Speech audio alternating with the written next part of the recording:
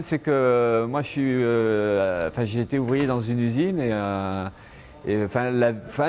vie, elle ne permet pas tout le temps de voyager comme d'autres peuvent voyager. C'est vrai que ma vie, j'ai très peu voyagé en fait. Donc ça, c'est ma vie personnelle, ma vie sociale.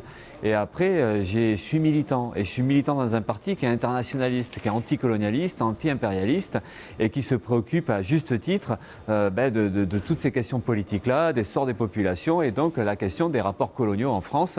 Et donc on a une solidarité envers les populations de ce qu'on appelle les territoires ou les départements d'outre-mer, même si c'est un peu l'ancien nom, et qui pour nous sont des anciennes colonies et on défend cette idée de droit à l'autodétermination, de droit à l'indépendance de ces populations-là, mais un peu comme partout parce qu'on ne défend pas l'idée d'une république une et indivisible, on est contre cet État français colonial ou néocolonial. Donc c'est décentralisé ou décolonisé?